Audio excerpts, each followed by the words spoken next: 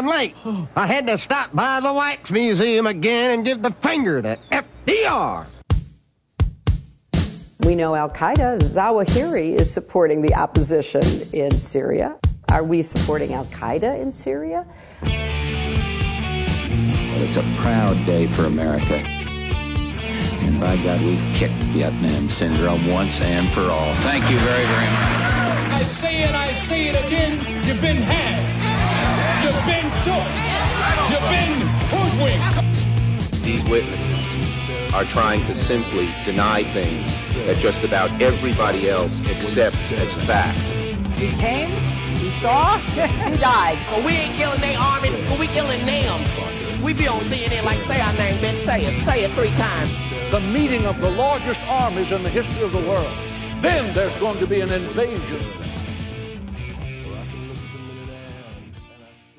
All right, you guys, Tommy Raskin is an anti-war writer from Washington, D.C., and he's written quite a few for antiwar.com.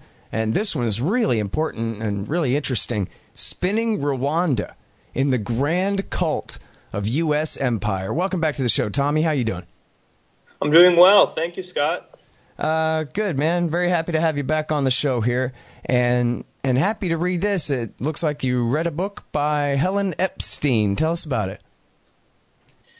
Well, in this text, she explains exactly how the United States support for Yoweri Museveni in Uganda. Wait, what's the text? Oh, this is Another Fine Mess. Okay. And here she explains how the United States, in its support for Museveni, has partaken of a whole bunch of rather nefarious activities in Africa, has supported the RPF in Rwanda that antagonized Hutu communities, and how Museveni has been meddling in the Congo as well, and how there really is not a vital U.S. interest at stake, and how there's some serious humanitarian ramifications that come from the United States involvement here, but that the United States nonetheless has been very active in its support for Museveni ever since he took power in 1986. Mm-hmm.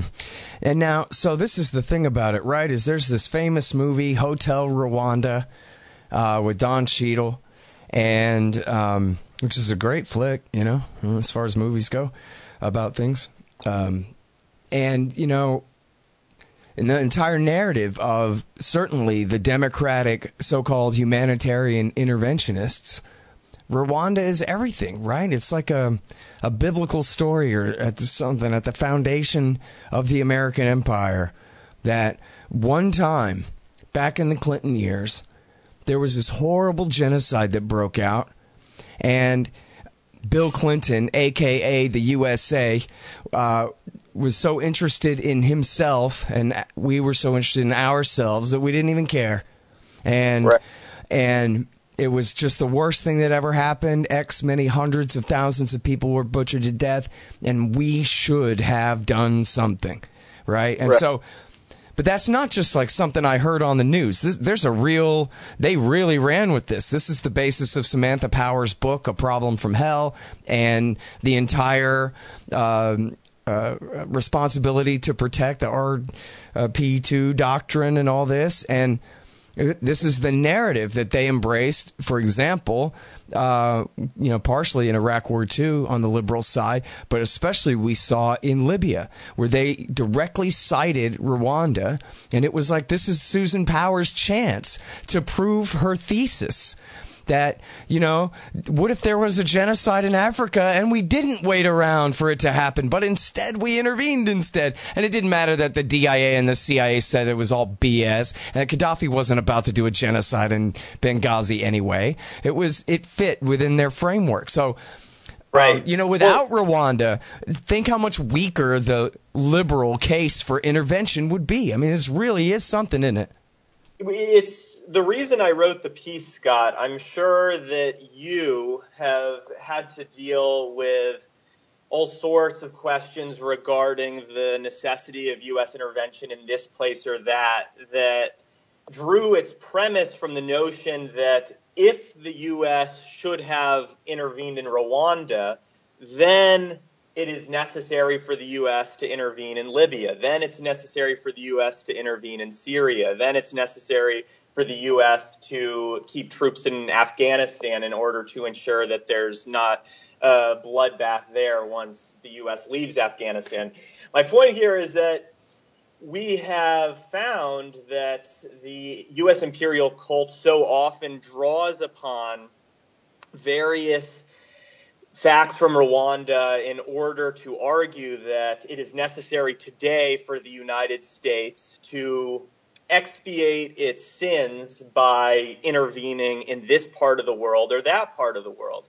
I felt compelled to write this piece because so often the question I get is, what about Rwanda? What about Rwanda? What about Rwanda? If it was necessary for the U.S. to intervene in Rwanda, then why not in these other places? And I tried to shed light on the realities of Rwanda, and the conclusion that I've drawn is that, in fact, it was not the United States' reticence, it was not the United States' failure to intervene, it was not the United States' non-interventionist approach that doomed Rwanda, it was rather the United States' willingness to support Museveni in Uganda that ultimately redounded to the detriment of people in Rwanda. And I can delve into some of those details whenever you'd like. Yeah, here in just 1 second, because I just want to make the one obvious point, right, which is this is sort of the microcosm of the same argument. Well, what about Hitler? And, of course, the answer to that is Woodrow Wilson shouldn't have tipped the balance so badly against the Germans and in favor of the communists in Russia, then there never would have been a World War II at all. The Nazi Party would have never had power at all, and there would have been no Soviets for them to point the finger at as their scapegoat as they're rising to power either. And so, you know, always blame America first. Always look for where the U.S. government intervened and made it that way in the first place. Otherwise, we're guilty of the sin, as Robert Higgs says, of truncating the antecedents. And that is not a fair way to prescribe, and especially because this isn't all just academic, right? This is, again, the basis underlying the next argument for the next war, too.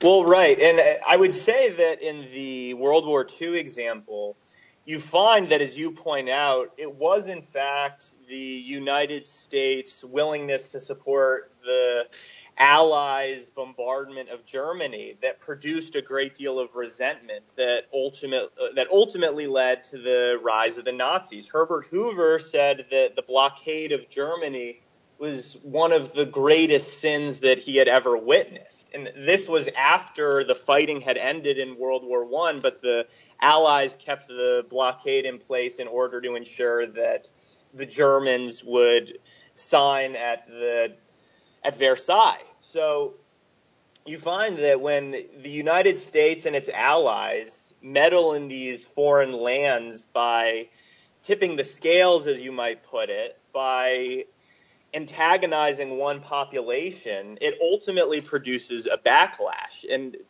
throughout the interwar period, as you know, not to get too far off track, but as you know, during the interwar period, there were German Democrats who were saying to the Allies, you cannot put more demands for reparations upon us, because if you do, it's going to produce a tremendous backlash against the Allies altogether, and no Democrat will ever be able to get elected in Germany. Yeah. I think of this in the context of Rwanda because so often what the United States does is it plays the role of the little kid in a village who pokes a sleeping bear and then runs away to safety while the bear attacks everybody else in the village. By which I mean the United States pokes its sticks in hornets' nests, gets involved in conflicts that it doesn't entirely understand, and then when things get out of control, often it runs away and lets innocent people suffer the very grisly, very dire consequences of its involvement. Mm-hmm. All right, so talk to me about European colonial history and Tutsis and Hutus and who's who and why are they hacking the other guy with a machete? Sure. Well, Rwanda became part of the German Empire in the 1890s, and Belgian troops occupied the area during World War I. And at the end of World War I, Belgium was granted a League of Nations mandate.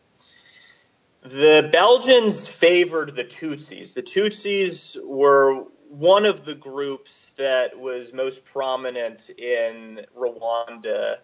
You found that they were a minority, but they were a substantial minority, and they were able to retain power largely because of Belgium's interference on their behalf. It was the Belgians who introduced an ethnic identity card system that separated Hutus from Tutsis. There's a lot of debate regarding the actual ethnic division between Hutus and Tutsis. I am one of those oddballs, I suppose, in this alt-right era who thinks that race is not a biological reality. In any event, you will find some people who claim that there really was no difference between Hutus and Tutsis, and I think there is tremendous validity to that notion. Hutus, if they could ascend economically, would become Tutsis. Tutsis who were very poor would become Hutus. The Belgian, I had read, back when that really it was just the taller and skinnier you were, the better the French liked you or the Belgians liked you because you're more, quote, European featured as opposed to the shorter and the squatter. So they basically, the Europeans themselves invented these races out of one community of people there. Right, yeah. I think which is just amazing, but yeah, probably sounds right. Maybe it's oversimplified, but I don't know. Right. Yeah, so there were these two groups created somehow. The Belgians ensured that there was a strict separation of the groups. That is, there were privileges that were made available to the Tutsis that were not made available to the Hutus. And naturally, this produced a great deal of Hutu resentment throughout the colonial era. At the end of World War II, the UN turned Rwanda into a trust territory. And this meant that at some point, Rwanda would need to get independence. Well, the problem here is that we have two groups that are at each other's throats, and the Belgians, to a certain extent, were keeping a lid on everything. Of course, that doesn't justify their interference. With that being said, they created a system, and eventually, as is often the case with foreign powers interfering, the consequences of that system became too much for them to handle. There was a document called the Hutu Manifesto that materialized in 1957 that was an anti-colonial text that also called for the Tutsis to relinquish power, to give power over to the Hutu majority. And in 1959, a genuine revolution began. And the Tutsi king had to flee the country. And it's simplistic to say that the Belgians always sided with the Tutsis because towards the end, actually, the Belgians realized that, in fact, it was necessary for the Hutus to gain some power. So the Belgians started to give various political posts to the Hutus. So the balance of power was shifting. Tutsis started fleeing the country. In 1962, Rwanda gained its independence. Gregoire Kayibanda took over the country. He was a Hutu.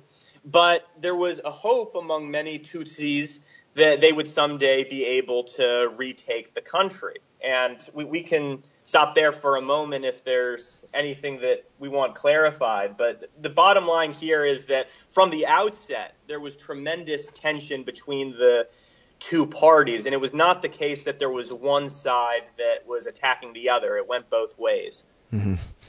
And then, and now where we're leaving off is, you say, late 60s. And at this point, a Hutu becomes the leader and the Tutsis start losing power. But it sounds like slowly rather than in a massive upheaval, but they mostly see the writing on the wall, and they not only leave power, but they leave the country?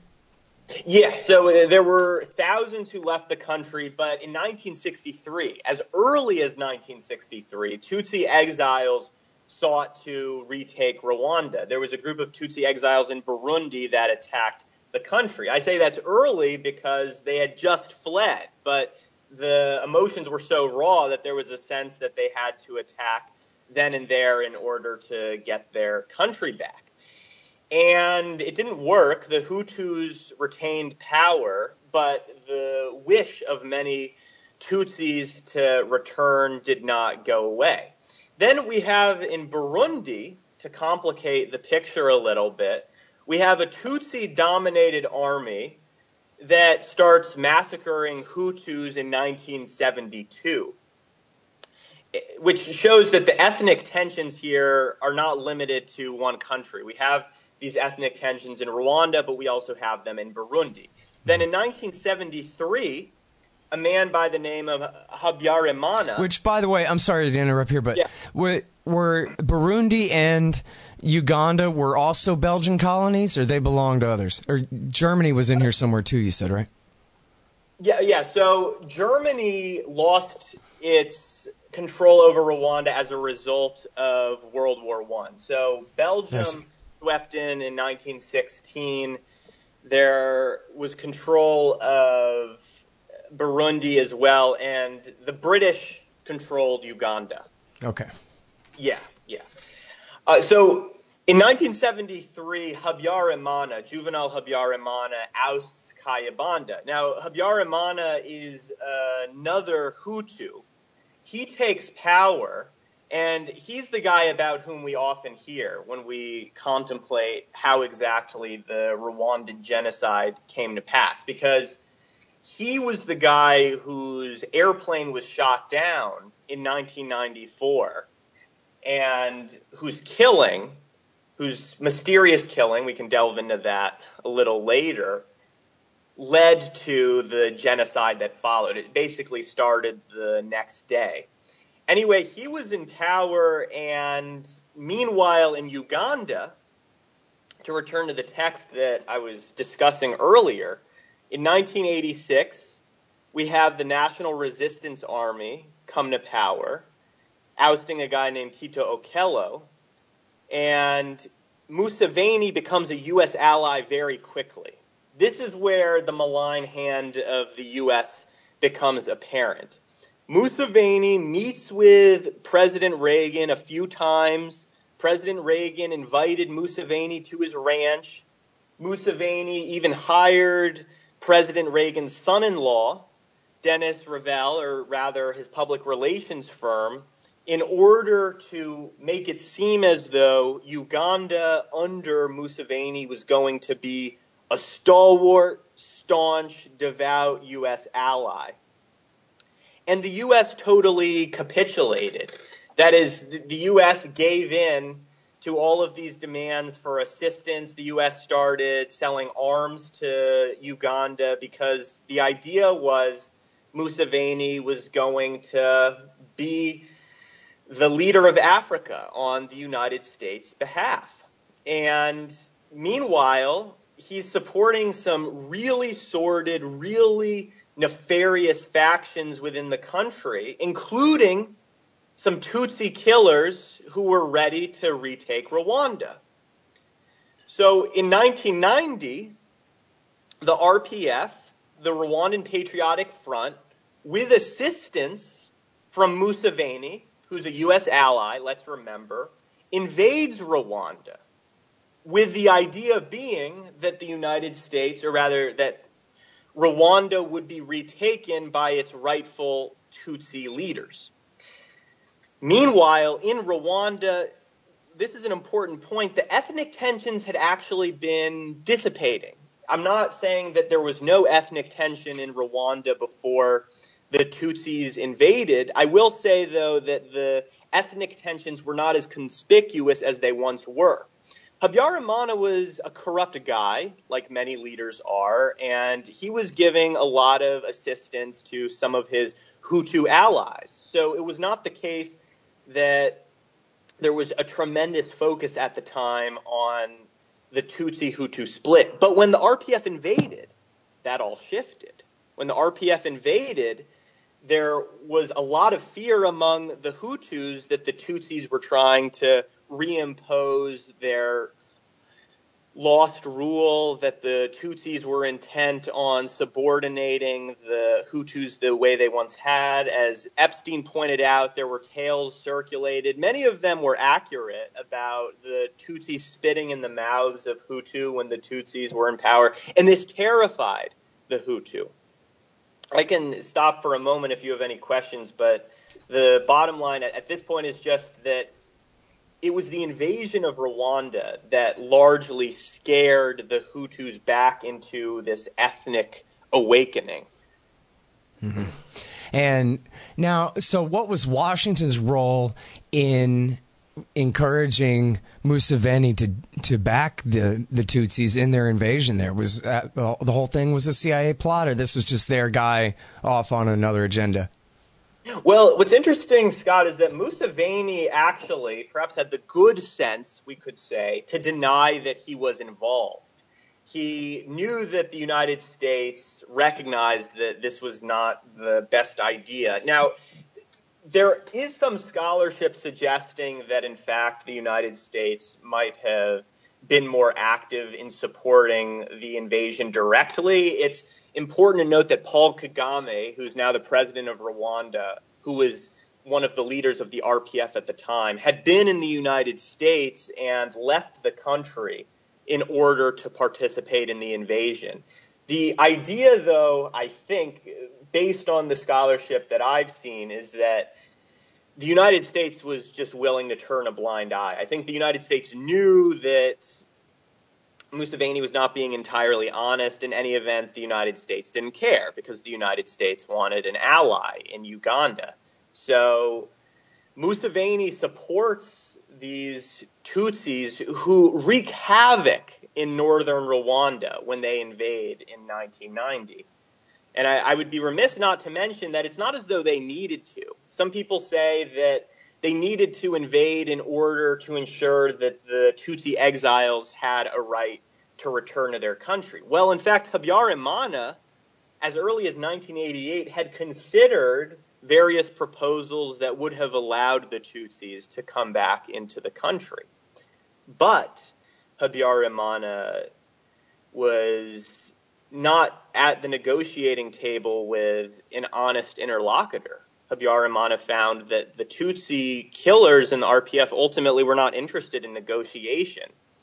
The RPF was interested in overrunning Rwanda. So in 1990, RPF invades the country and, as I said, totally rampages through the country, devastates communities. Thousands flee various parts of Rwanda, alleging that the RPF had wreaked havoc in their communities, had burned down homes, had been attacking children, and had been attacking non-combatants generally. It was terrible. And in 1993, basically because he had to, Habyarimana agreed to what we today remember as the Arusha Accords. These accords came up with a power-sharing agreement, essentially, such that the RPF would be given nearly half of the seats in the military and the Hutu government would retain the other set of seats in the military. But as various authors have pointed out, this was not a sustainable solution. We knew that the RPF was gaining more power under the Arusha Accords than they were entitled to. That is, if there had been an election in Rwanda, there's no way that the RPF could have gotten as much power as it did under the Arusha Accords. The Arusha Accords are often viewed as something of a panacea, that if they had been enforced, they really could have saved Rwanda. I don't view it that way because I think that they were not fair to the Hutu majority. In any event, the Arusha Accords are put in place. The RPF drags its feet, not really implementing the various provisions in the Arusha Accords, and then the whole thing falls apart when Habyarimana's airplane is shot down in April of 1994. Mm-hmm. And so who shot down the plane, or do you know? Okay, so this is one of the questions on which a lot of people focus, and it's an important question because the general consensus in the grand cult of U.S. empire has been for a long time that it was Hutu extremists who shot down Habyarimana's airplane, who did it because they thought that Habyarimana was selling them out. The argument here is that the Hutu extremists took action against Habyarimana to ensure that the Hutus did not lose power. Well, there's some evidence, strong evidence, I might add, to suggest that, in fact, it was the RPF under Paul Kagame that shot down Habyarimana's airplane. This is important because it suggests that the RPF perhaps was not interested in the Arusha Accords. The RPF was not interested in retaining some modicum of control of the country. The RPF wanted total control and therefore killed the president. Shortly after that killing, the RPF began, or I should say restarted, its war against the Hutu majority and started to kill Hutus in a very grisly and egregious and wanton sort of way. I don't know exactly where a good thinking person is to come down on the matter. I have not seen adequate evidence to suggest one way or the other that it's certain. There are some people. Well, but wait, let me make sure I understand you here, just on the facts, real quick. Sorry to interrupt, but so it's fine. You're saying that after the plane was shot down, the Tutsi militia, the extremist Tutsi side, started immediately with revenge attacks on Hutu civilians. But I think earlier you said that it was the next day that the war began where the Tutsis were actually genocided. So is that the same thing that you're saying, that after the plane was shot down, the actual attacks were started by the Tutsis first? Yeah, well, here's what I'll say, Scott. This, as you can see... I mean, it's not that either of us are justifying the genocide here. We're just trying to get to as much and as nuanced of the backstory as we can to, again, where we started here, which is this, Democratic Party, mostly unreality, where one time a bad thing happened and we could have stopped it without any real context of how they had helped to cause it. Look... There were atrocities committed on both sides once that airplane was shot down. The RPF did begin, or again I should say, restarted its war against the Hutu once that plane was shot down. It is also true that killings of Tutsi, civilians at the time, began as well. There was a fear among the Hutus that the RPF was coming back to take control of the entire country. And that fear was not ill-founded. I think that the RPF, if the actual history is any indication, the RPF is now in control, did in fact want to take over Rwanda. And the Hutus started disseminating all of this propaganda, some of them did, about how the Tutsis could not be trusted, the Tutsis were not interested in peace, the Tutsis ultimately were intent on killing the Hutu majority. So essentially they were spoon-fed, many good people, innocent people, were spoon-fed this rhetoric. And some of those, presumably with violent proclivities, went mad and just started killing Tutsis left and right, even if they were not part of the RPF. And it was absolutely atrocious.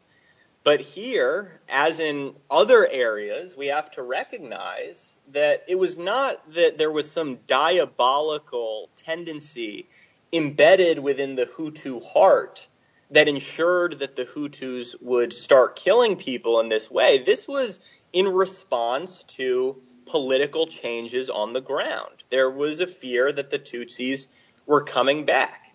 You know how war is, Scott. In war, people lose their minds. And this was a war that was being fought. It was, I think, it would be a little reductive to say that this was an extension of the war, because this was clearly far worse than anything that would happen in what we might call a regular war. But this was a direct result of the war that began in 1990. It was a direct result of the mass atrocities that were being committed by the RPF against Hutu civilians. All right. Now, in the article, you argue that, there are things that America could have done besides send in the Marine Corps. Yeah. And not just going back in time and undoing all of, previous government mistakes. But what do you mean by that? Well, I don't mean to say mistakes. I hate that because it sounds like it's all very innocent when, in fact, it's all, power plays one way or the other, whether the consequences are exactly as intended or not. No, but Scott, I'll just say before I answer that one reason that I felt the need to offer an alternative is that, like you, I'm sure, people often say, all right, it's true, the United States made mistakes in the past, the United States shouldn't have taken out Saddam Hussein, but now we have ISIS, so we have to go in and destroy it. The United States should not have supported Osama bin Laden during the Soviet-Afghan war, but now we have the Taliban and al-Qaeda, so we have to go in and destroy it. I don't really like that line of argument coming from others, but there is something to the idea that we have to operate on the basis of where we are now. So I put forth an alternative proposal, which is one that I think that leftists and libertarians can both celebrate, which is the idea that the United States should have taken in immigrants and refugees and should have encouraged other countries in the region to do the same. We've also found that in the lead up to various atrocities, the United States has not been unwilling to go into countries and take out civilian populations that are in need of assistance, or to take out troops. We know that at the end of the Vietnam War, for example, the United States went into Saigon and airlifted some U.S. personnel and some South Vietnamese out of the country. I think that the United States could have done the same thing in Rwanda. We know that the United States and some of the European powers sent in airplanes in order to take out European and U.S. nationals. One of the important parts of the movie Hotel Rwanda is that it did show how the United States sent in aircraft in order to take out U.S. personnel and how the Tutsis were left on the ground. I think that we could have gone further. We could have taken out more people. Some people say that we would not have been able to mobilize in time. That is, by the time it was clear that the killings were occurring, it would not have been possible for the United States to send an aircraft. That's not my view, because there are assessments from individuals within the U.S. government dating back to the early 1990s, that is before 1994, suggesting that the U.S. knew to a certain extent what was coming. Perhaps the U.S. didn't know that it would be a full-fledged genocide, but the U.S. knew that the Tutsis were in danger. The U.S. could have taken in refugees. The U.S. could have sent in personnel in order to take out the Tutsis who were in need. Not armed personnel, but before the killings were fully in progress, it would have made sense to help people out by removing them from this perilous situation. All right, hang on just 1 second. Hey, guys, here's who sponsors this show. Mike Swanson and his great investment advice at wallstreetwindow.com. He's actually posting some stuff at the Libertarian Institute website now. Really great stuff. The great Mike Swanson. And he's also the author of the book, The War State, which is a really great history of the rise of the new right military-industrial complex after World War II in the Truman, Eisenhower, and Kennedy eras. You'll really want to look at it. The War State by Mike Swanson. Also, Roberts & Roberts Brokerage, Inc. If you listen to Mike, you'll be buying some metals. You'll want to buy them from Roberts & Roberts. They've been around as long as I've been alive. They've got a great reputation. They take the very smallest premium possible in order to help arrange the very best sales for you at platinum, palladium, gold, silver, of course, and no premium at all if you buy with Bitcoin. They're at Roberts & Roberts. That's RROBERTS rrbi.co. rrbi.co for your precious metals there. Hey, were there any powers in the region that had more influence with the Hutus that the Americans could have intervened on the side of? I mean, and maybe mix in part of your answer here, and you mentioned this a little bit, but, in the common narrative, the backstory, if there's a backstory at all, it's just that the Hutus demonized the Tutsis. I mean, they do say, I guess, that the Tutsis were this former minority ruling caste, and then so this was the revenge, but never with any of the nuance like you've said. But what they talk about endlessly, and this is easy to portray in a movie too, is a guy on a radio station on the FM radio saying, cut down all the tall trees, kill all the cockroaches, and this and that, where it's that level of demonization, which, as you said, it did. People picked up machetes and went right to work based on that. So, but I wonder, in terms of things Americans could have done, were there, neighboring powers or anyone on the Hutu side that the Americans could have used their influence to say, hey, listen, enough with the cockroaches and the machetes here. We're going to try something else or figure out something. Well, one of the awkward facts about this whole set of atrocities, about the pandemonium that unraveled in that country, is that Belgium and France, both of which were somewhat involved in the country throughout its history, were, in a way, on different sides. And one reason that has been posited that there might not have been a European intervention is that the Belgians and the French were actually sympathetic to different sides in this conflict. The French were largely supportive of the Hutu government. The Belgians, as we know, for historical reasons, we can put it in an historical context, were supportive of the Tutsis. Whether there could have been pressure put upon the Hutus to stop the killings by the French government, I'm not sure.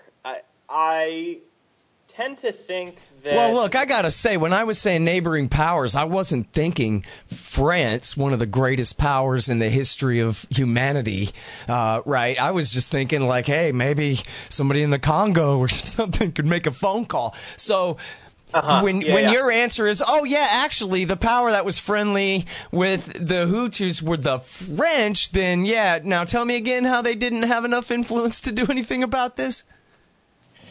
Well, it's a fascinating point. I know that there are some scholars who have homed in on this fact and who ask whether the Hutu government would have worked at the behest of the French government to stop the killings. I'm not sure, Scott. I think that one of the unfortunate facts here is that the killings were largely out of the control of the organized forces of Hutu power at a certain point. I think there were some people who were intent on killing no matter what. And it was pretty organized at the top, though, with the whole cockroaches and the cut down the tall trees is your code word and all this kind of stuff, right? Or not? Is that all overplayed? Well, I don't think I would say it's overplayed. I do know, and it is certainly the truth, that the Hutu government was in on it. But I might add that there were attempts on the part of the Hutu government to reach a ceasefire with the RPF. I don't have reason to think that that came at the behest of the French government. Whether there are strings that could have been pulled there, I'm just not as confident in saying yes or no. Yeah. And by the way, I'm sorry, because this is my fault. I should have talked about this or asked you to describe right at the setup here for people who don't remember. I mean, I still remember the pictures in, I guess, Newsweek or Time back then were really a river or a pretty damn big and deep stream anyway. Yeah, no, I think even a river, like maybe a minor river, literally tinted red with blood. Hundreds of thousands of people. How many 100,000 people killed in how short of a period of time here? Well, it was done mostly in 3 months. There are various estimates to this day regarding precisely how many were killed, but we can say confidently that it was in the hundreds of thousands. Yeah. Really something.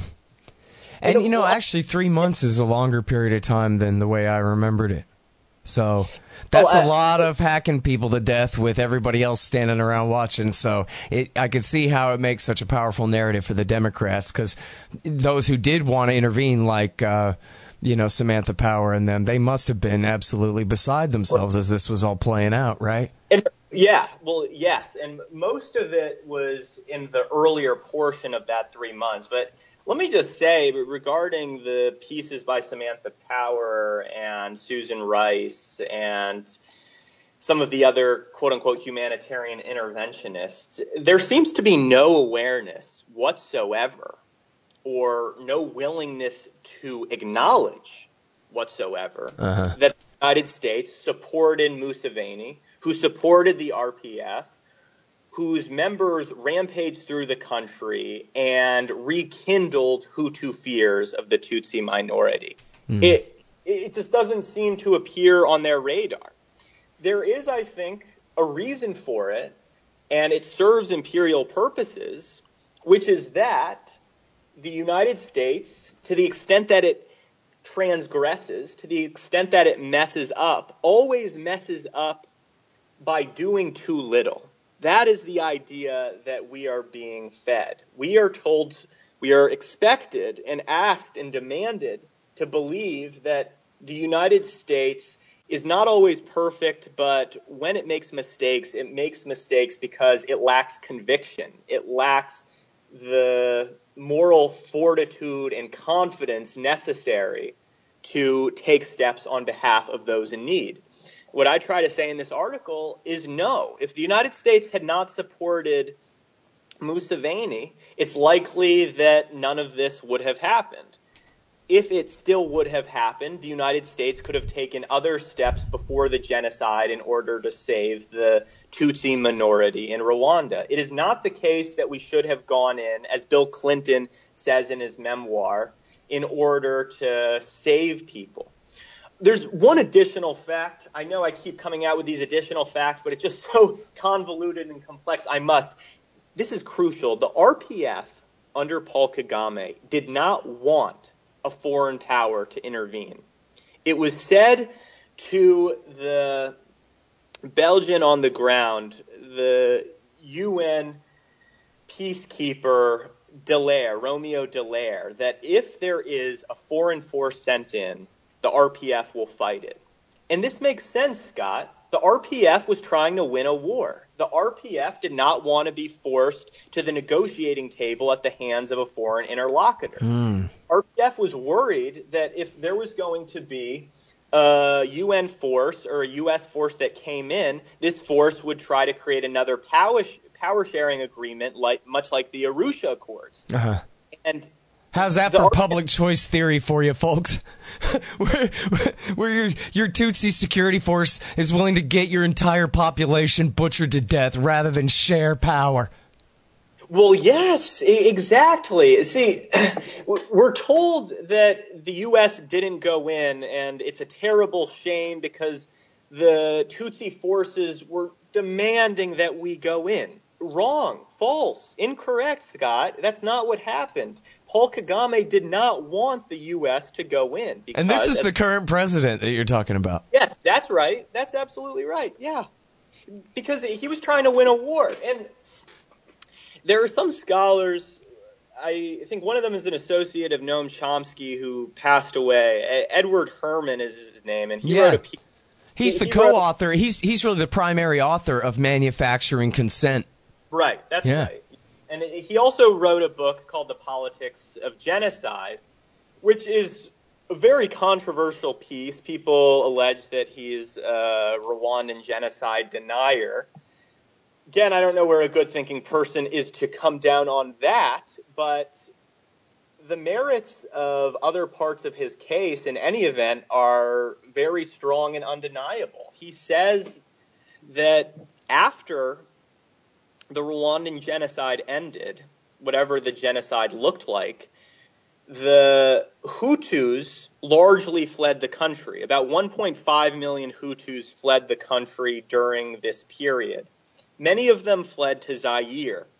And in 1996, Kigali, under the new Tutsi government, intervened in Zaire and started killing Hutus. There were perhaps 200,000 Hutu deaths during this period. In the grand cult of U.S. empire, we are asked to believe that the Rwandan government had to go into Zaire in 1996 in order to kill off Hutu genocidaires who were interested in killing Tutsis again. I think that is largely bogus. I have come to the conclusion, based on the evidence that I've seen, that in fact the Tutsi government was trying to expand its control in the region. We know that Zaire has many resources. It is a mineral-rich area, and the government of Rwanda went in and started killing people, massacring people in refugee camps. To this day, there are folks at the UN who've acknowledged that throughout this period, throughout the 1996 through 1998 period, and then after that, the Rwandan government committed acts that, if proven in a court of law, could be characterized as genocide against the Hutu. I see no reason to doubt that that is true.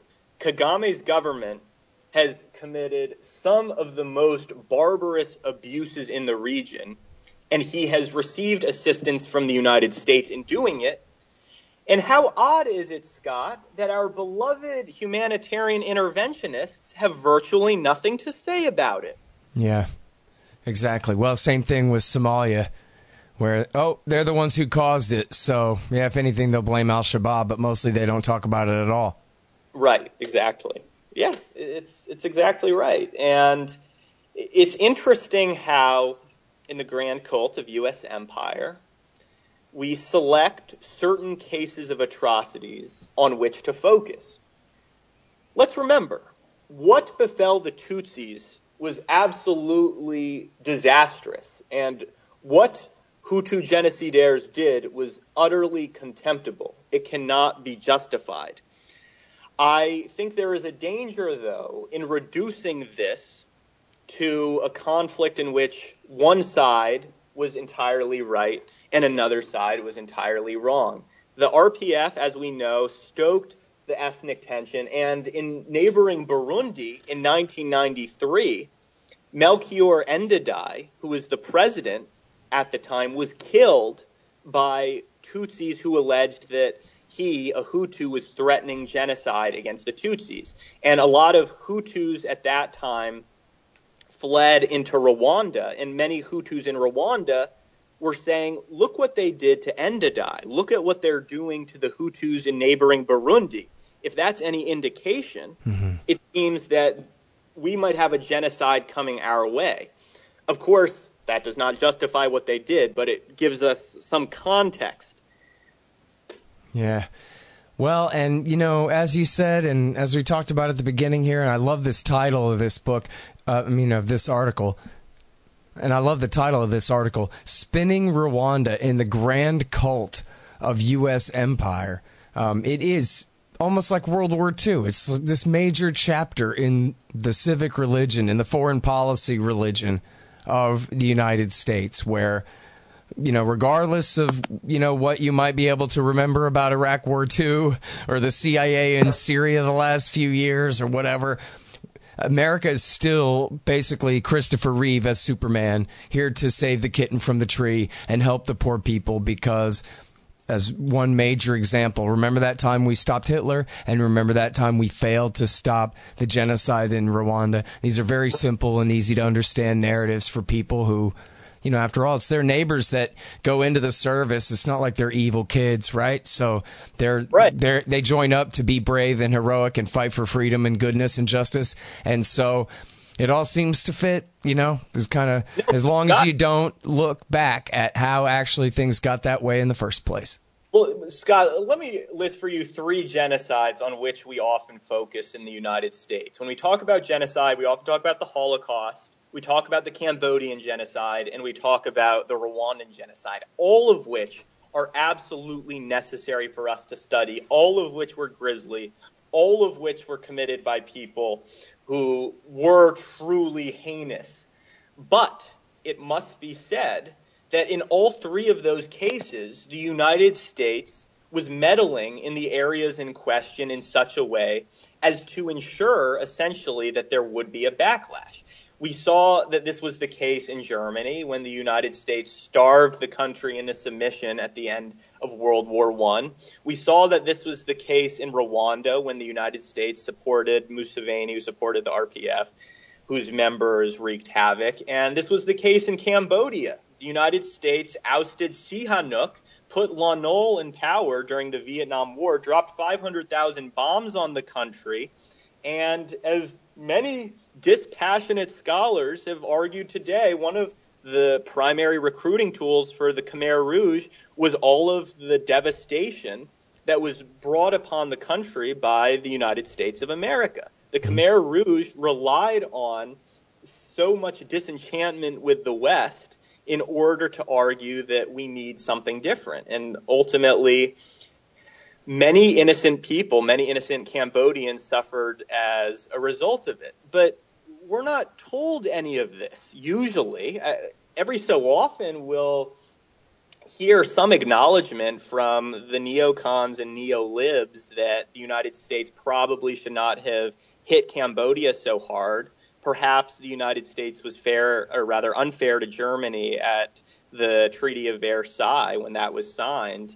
But we don't really get the sense that there's any honest, sincere, candid reckoning with what occurred.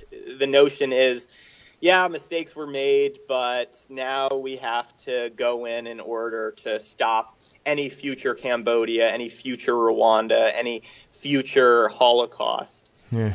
I love that example, too, because when communist Vietnam, which had driven the Americans out, invaded Cambodia to stop the genocide and the refugee crisis, Jimmy Carter and Ronald Reagan took Pol Pot's side and backed the Khmer Rouge because they still hated the communist Vietnamese so many. And all this, of course, launched in the name of preventing the dominoes from falling over and turning. We got to prevent Cambodia from going communist. That's why we are killing all these people in Vietnam in the first place. And then, as you said, it was that war that brought communism to Cambodia and the world's worst horse show. I mean, it was a microcosm, I guess, of communist China, but it was pretty damn bad going to year 0 there under Pol Pot.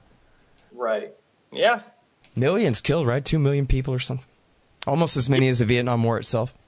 Yeah, and one point I would make also is that all of these genocides must be studied, but you don't find any at-length treatment of, say, the ethnic cleansing of East Timor in the text by Samantha Power. You don't hear people in the humanitarian interventionist cult talk that much about the way that the United States supported Suharto, and I mean really supported him. It was proven that just 2 days before Suharto intervened in East Timor, that Henry Kissinger and Gerald Ford had basically given him the go-ahead. Right.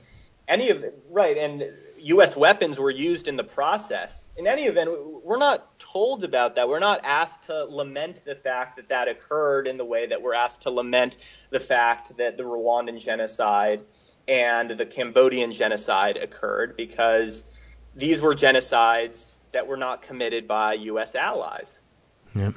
All right. Well, listen, we got to leave it there. But thanks so much for coming on this show and for writing this great article. It's really important, and I really appreciate it a lot.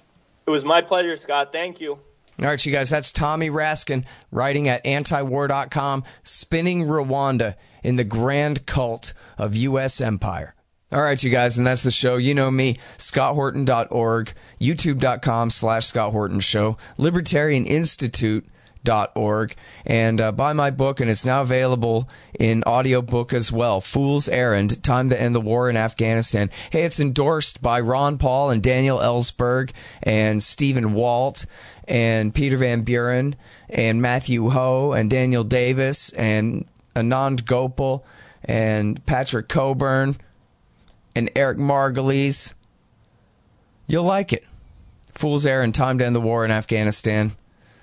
And follow me on Twitter at Scott Horton Show. Thanks, guys.